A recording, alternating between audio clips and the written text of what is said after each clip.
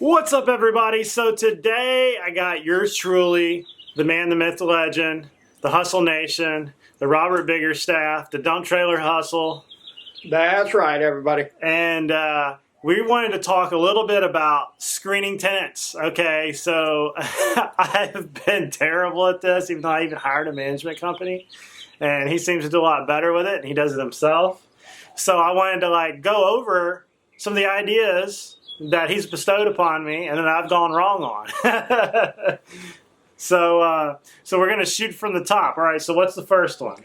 Well, one of the most important things is that, when you talk to somebody, I let them know right up front, hey, I run a criminal background on them. I do a credit check on them. I do employment and everything. Do you have any past evictions? And I ask all these questions up front. And then the biggest one I ask is do you have the money to move immediately? And the reason for that, Jack, is because I have found that people will come by, they will hijack your time, they want to set an appointment to come by, they'll look at the place, and then they're like, well, I just wanted to see because I'm going to be moving in a couple of months. What? On Sunday at 2 o'clock, you want to hijack my weekend and come by and basically rental house shop. And I'm like, no, we're going to pre-qualify from here on out. I am not letting any young an application. Exactly. All of that. What was that one place you had that had 100 phone calls on? It was insane. I put this thing up on Facebook Marketplace, and within 24 hours, there's 130 responses. People are, I'll take it. I got cash and everything like that. So, 3 years ago was the last time that I was not doing background checks with people. I had, the year before, 5 evictions that year. It was not fun. It was brutal. And after that point, I was like, if God gives us a blessing, it's our job to be a good steward. So I need to take care of that. So how much does an eviction usually run you? Woo, you're looking at, if it's one person, it's about $420 to $500. However, on top of that, you've got 1 whole month of lost revenue. 99 out of 100 times they're going to do some kind of damage, so you're going to have to go back. So then it's almost 2 months that you've lost of revenue. So you figure, it's going to end up costing you $2,000 to $3,000. I had a little house I picked up for $25,000. The rent was $625, and I think they showed it 60 times before it was rented. And if I would have been driving all the way to Cantonment 60 times at an hour's worth of drive every time there and back, it's not even worth it. No.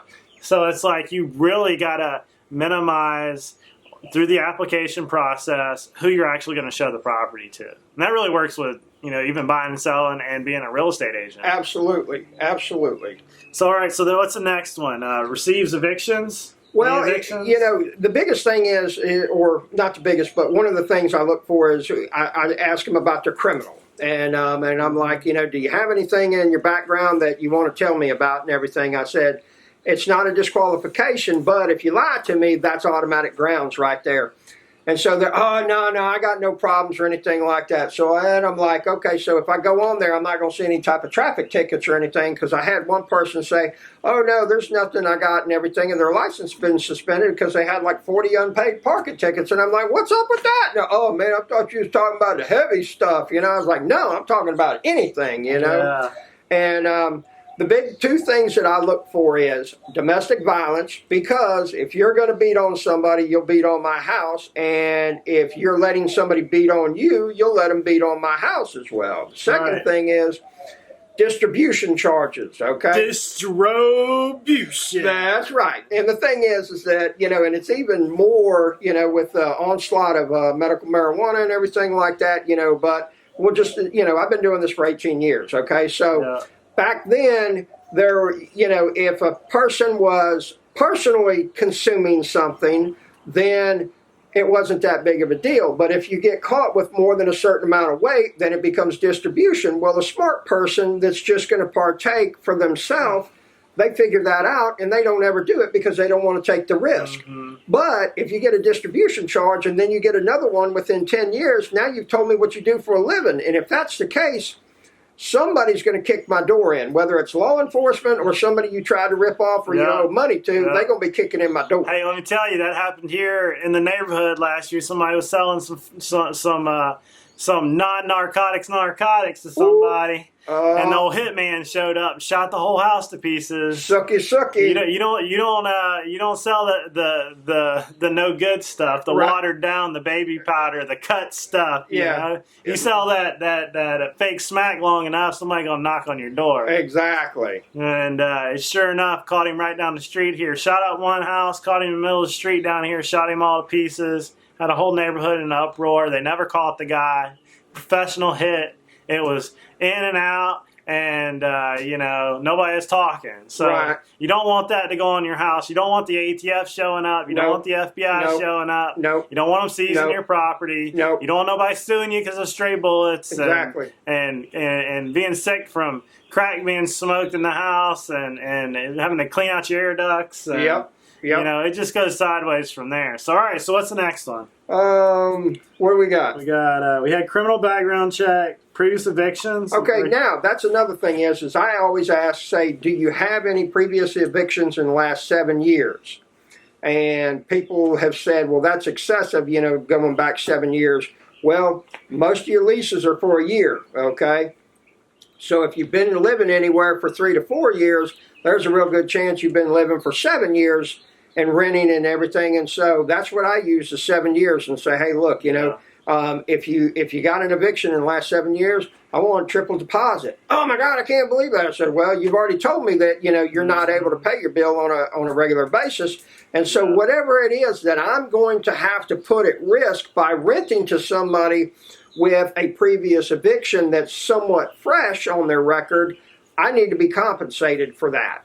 Because, and I always tell people, say, well, you fully intend on paying the rent on time, don't you? Oh, yeah, absolutely. I said, okay, well, then you should have no problem putting your money where your mouth is. Right. Oh, well, I don't have all that kind of money and everything like that. And I'm like, well, income tax around and everything, most people getting $6,000 to $8,000 and everything, and so it's like, why don't you have $4,000 to be able to move into a place? I don't know, so I don't know either. Yeah, it's I really believe sometimes the people are at the problems in their life because of the previous choices they've made. Oh, absolutely, 100%. It's like after renting to some of the lower income, you understand some of the personal habits of why they don't have the money to come up with certain things. Sure. And they've got vices that they're paying for or something. So it's pretty sad to see. But all right, so we got employment history. That's a biggie right there. And I always ask people, say, do you have 2 times the monthly income of what the rent is? So if the rent's $1,000, I need to see pay stubs for $2,000. And people will say, well, man, that's just unfair. Or, I get X number of dollars that comes from here or there and everything. And let me tell you, if you don't have documented income with a possible resident for one of your rentals, you're opening yourself up for somebody to come in there and do some type of activity that might not be legal and above board, and then they're going to be doing it not to get ahead in life or make investments, but they're doing it so that they can pay the rent. Well, when they're faced with possibly not having, a roof over their kid's head, people tend to be a little bit on the desperate side that I found. And so I always want to say, hey, and how long have you been at your job? And the reason for that is that if somebody has an employment history of, every 6 to 12 months they're getting up and going, you can be rest assured that's what they're going to do with your house. They're going to be moving as soon as the year comes up and everything. And some people just do that. It's the way that they were raised. It could be that, they just got to have something fresh and new, exciting. I don't know what it is, but for some reason, some people are like that. Now, like one of my properties, there's a tenant that's in there. He's been there for 9 years. It has value to him to be in the same place for the stability and everything. Some people aren't used to that kind of stability, and so they're going to do something to screw that up. Yeah. It's after seeing enough tenants, you kind of start to understand the rhythm of some of their lifestyles. I always say if they can mess it up, they'll mess it up. Like, I never thought the wood floors would be one of the scariest things to have in one of my rental properties, and I'm 1 for 1 for them being tore up. Right, right. It's like the reason why concrete floors and tile, because it's so hard to destroy it. Right. Now it's vinyl plank, but I never thought that cats would be one of my biggest problems. Non-refundable pet deposit right here, buddy. Boom. Gotta have a non-refundable pet deposit because juvenile cats will spray on your walls. Yep. They'll go to the bathroom in the house. Yep. I don't care if there's a kitty litter box or not. Doesn't matter. Once that smell gets in there, like I've gotten to where I'm kind of allergic to it. Some of my friends are allergic to it. You go in the house and your throat just closes up. Yep. And it's hard to get that out of there once it's in there. Yep. And I've had to bomb 3 of my houses for pest control. And Yep. I think that brings us into this next one. Right. What is their previous living quarters like? Hey, when somebody talks to me about wanting to move into one of my houses, I always get an address from them. And I will, at my leisure, drive by and look at that house. Mm-hmm. And if I happen to see that person's car, I will always stop and knock on the door to get them to open it so I can see what the inside looks like. The other thing is that if you get the chance and the person shows up at the house, always go and look inside their car, because the way that the inside of their car is chances are that's how the inside of the house is going to be, okay? Because rarely do people have a really nice car, inside, and then the house is, totally trashed, okay? Yeah. If their car is clean, then they're clean, generally speaking. Now, it's not a 100% rule, but it's a pretty good indicator. And so you start to get this, just as Jack said, that rhythm of, talking to people and finding out, okay, well, these are the common denominators that I find that are successful with residents. And these are the common denominators of residents that don't work out, And you get to feel from the people as far as, hey, what is it that you're looking for? What is it that you're going to be doing and everything? And you kind of go from there with it. Yeah. I had to turn that air conditioner off. But that was like, going back into that point that, right now I'm bombing another house out because of fleas. And, believe it or not, cats, these are worse than roaches. Well, it's up there with bed bugs, okay? Because once they're in, this is like a continuous process. A little bit about a flea, because I've been deep diving on this, is once you spray them and you kill them, you have to wait for them to rehatch again and kill them again. It's a process, man, and at the very least, it's a week. Most of the time, it's been 2 weeks. And I think I'm going to make a whole video on this because, right now, they're in the little flea stage. Pest control is going to come in, bomb the place. I got to wait for them to incubate, and then go run through the house, make them wake up again, because that's how they do it. They wait for vibrations and look for a little light, and then they hatch again, and then hopefully the pesticide kills them again. So I never thought that juvenile cats, and people would actually live in this and not clean themselves up, and then get mad at you when you kick them out because there's fleas everywhere. I just don't understand it. That and roaches, why don't they? You'd be amazed at how some of your tenants will live, and it's okay with them. You're absolutely right. I have been in residents' house that had dog crap on the bedspread while I walked into the room, and they were totally okay with laying in bed and just having a conversation with me, and I'm sitting there thinking, you've got dog feces right here. Yeah. And I mean, it is truly amazing, and unfortunately, it's hard to legislate or dictate on how somebody lives in your property, in the sense that if they're not doing anything to create a lot of bugs coming and they're not damaging it, then you're really at a loss, because there's nothing that says, there's no laws on the Florida books saying that, you can't sleep in a bed with dog crap. Yeah, it's like fleas literally bite you. I went in there and my leg was covered in fleas. I was getting bit, had whelps all over me. I had to run out of the house and call the pest control guy. And it's just I don't understand how somebody was okay with that, and I think a lot of it is, they get on the animal and then, they stay on the animal. They don't necessarily but once that process starts with fleas, like you just, like we said, can't get rid of them. Right. Absolutely. It's not a good situation. Yeah, and especially outside too. But all right, what's our next one? All right, last one is how many people do you determine goes in your house? This is real important, okay?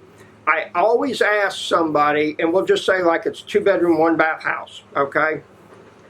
The guideline where you don't get into into familial discrimination is 2 heartbeats per room, okay? And then if it's a male and female, if the male is or the female is above, I think, 7 years of age, then they are supposed to have separate rooms. Okay? And so the thing is that I always ask people, I say, well, how many people are going to be moving in? And if they said, well, it's going to be 6, I'm like, I can't do that. The house is only, if it's a 2-bedroom, 1-bath operating function, it's only going to be 4 people because that's 4 heartbeats is what's supposed to be in there.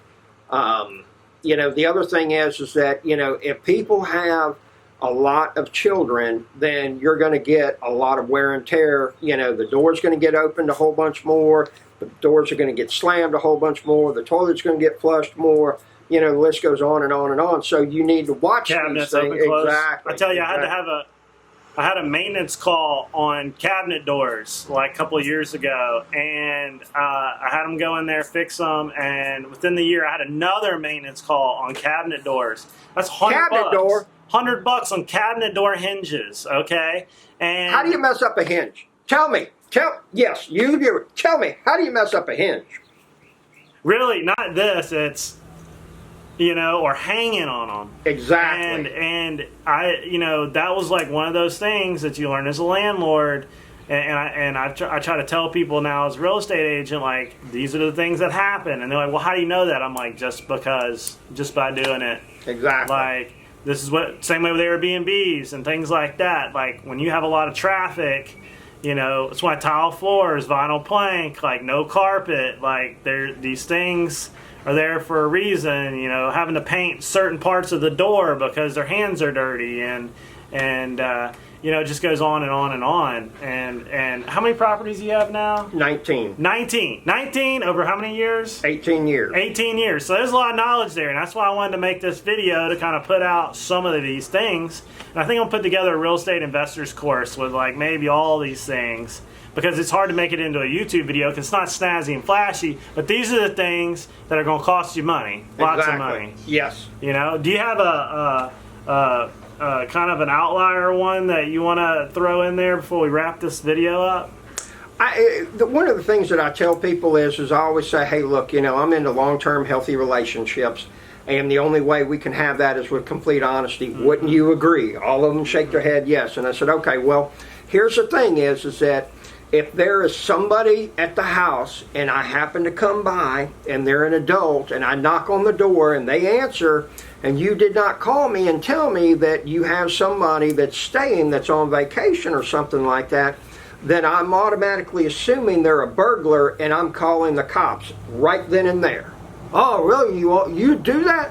I said, well, you just told me that we're into long-term healthy relationships, and in the lease it says that you must call and let me know about any adults staying there. Mm-hmm. Oh, well, and I always tell people, I say, I don't care what you're doing. If you're cooking meth or chopping cars, I'm going to find out about it, okay? Yeah. All of these neighbors are my friends. They all got my phone number, okay? So if you're up to something, eventually I'm going to catch you. Mm-hmm. And if you have anything that you don't want law enforcement to know about, please don't rent from me. Right. Because it doesn't do us any good, Then I have to contact your family because you've been arrested, and then they have to come and get your stuff and this and that and everything. And I said, it's just a bad situation. So would you still like to apply? And if they say yes, then chances are you got somebody that's probably going to be at least a halfway decent person right then and there, because when I start saying those kind of things, they tend to head for the hills. If they got anything whatsoever that they're worried about, they will leave right then and there. They'll back out of it and say, I'm gone. Yeah, I mean, like, one thing, along those lines is a lot of times when a contractor goes over to the house, I like to go over there every once in a while too, as just an impromptu look around. Right. And like one of my tenants, I went over there and there was 3 cut up air conditioning units in the back. Where'd they come from? I don't know, but I felt like somebody was scrapping in my backyard. Boom, there you have And it. when they knew I saw them the next day, they were gone. You know, and like when they know that you come by every once in a while, they're a lot less likely to do some of these things. Exactly. But with COVID being in the mix, the property managers wouldn't go in, and you didn't really want to go in. So you wound up having tenants being able to do a lot of things they wouldn't have normally been able to get away with. You That's know? it. And heck, I went in a house the other day with a pig in the closet. Pig in the closet. Pig was this big, little bitty pig. Unbelievable. But anyways, about that. That's about it. Go check out his channel, Hustle Nation, right? Yes, Hustle Nation. It used to be the No Pay No Stay Network. Exactly, but we are all about financial freedom through side hustles and getting out there and making it happen. Yep. So go check out his channel. Comment down below if you've had any, just your weirdest tenant you've ever had. Comment down below what they get caught with, and see you on the next video. Have a wonderful day.